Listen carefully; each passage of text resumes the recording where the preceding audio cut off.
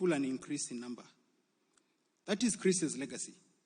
So though he had 4 children, Robert and his wife Kim, Marianne and her husband Andrew, and 5 grandchildren, he was a father of a great nation, of great men and women that he has mentored, men and women across the world. Chris's extraordinary gift was that of a visionary, a creator, and an enabler of others. That is a blessing he applied through his long life, and today we celebrate the fruits of his life's work. A lot has been written and said this week on the fruits of this great man. I had the good fortune of working closely with him for 20 years, and I drew many lessons on the character of the man that bore those fruits. In Matthew 7:16, it says, "You will know them by their fruits." This morning, I would like to speak about some of the lessons I've distilled on Chris's character. The first one was Chris was a man of extraordinary faith. In fulfilling his purpose, Chris was a man whose life was grounded in extraordinary faith in his ability to triumph over any odds. Chris surely had lived and lived the advice of Jesus in Matthew 21:21. "Truly I tell you, if you have faith and do not doubt, not only can you do what was done to the fig tree, but also you can say to this mountain, 'Go through yourself into the sea,' and it will be done." And there's a lot of testaments that are being given of what this great man of faith did. It was this faith that gave him the fortitude to fight the disease for 4 years, overcoming all the odds that have been cited by doctors and experts. Second, Chris was a dreamer. Chris was a man of extraordinary vision and resilience.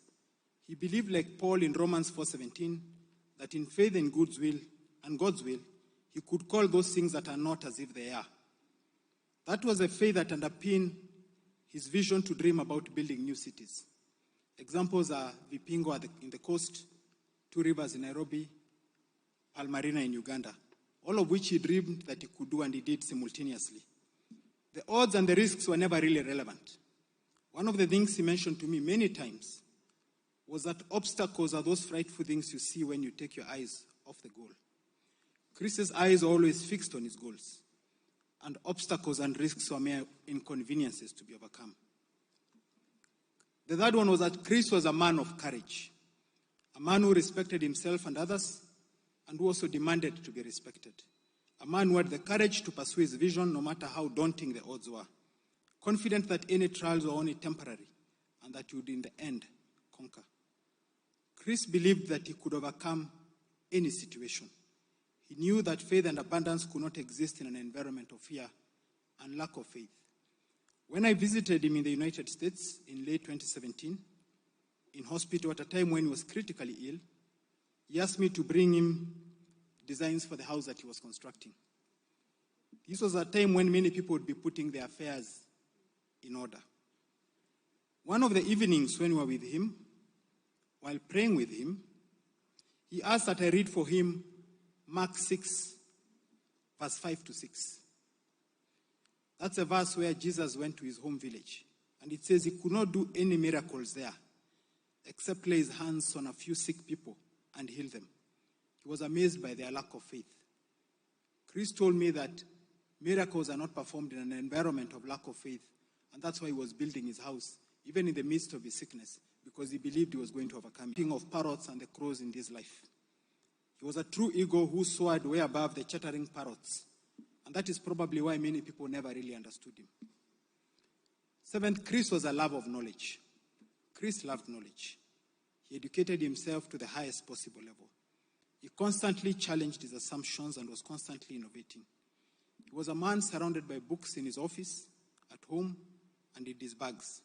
He carried books wherever he went, and he bought books wherever we traveled. Finally, he enabled many people to acquire knowledge.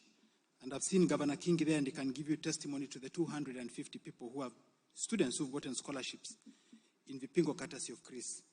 Chris heeded the advice in Hosea 4:6. My people are destroyed from lack of knowledge. Finally, Chris loved life, and he was not anxious. Chris ate life with a big spoon. In an empire as large as his, it was inevitable that at any given time, one or two of his companies would be facing one challenge or another. Chris had reasons to be anxious. However, Chris was never anxious, even in the face of seemingly daunting and overwhelming personal challenges. Chris lived Paul's advice in Philippians 4:6. Do not be anxious about anything, but in every situation, by prayer and petition, with thanksgiving, present your requests to God. And the peace of God, which transcends all understanding, will guard your hearts and your mind. This is my honest and faithful account of this great man that we lay to rest. Matthew 7:16 has given us the scale to weigh the worth of a man, and says, you shall know them by their fruits. It goes on to say that every good tree bears good fruit. Chris has borne good fruit. He was a good man. He was a great man. He was a man of impact, a creator, a man who fulfilled his purpose, a man who employed the extraordinary talents that God had given him in obedience of God's command to be fruitful. The great writer and poet George Bernard Shaw must have had men like Chris in mind when he penned that immortal poem, A Splendid Torch.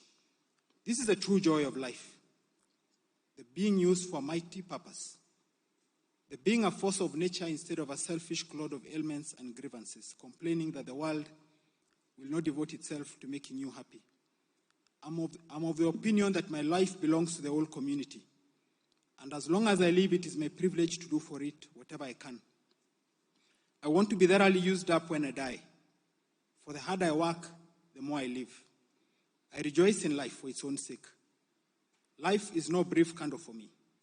It is a sort of splendid torch which I got hold of for a moment, and I want to make it burn as brightly as possible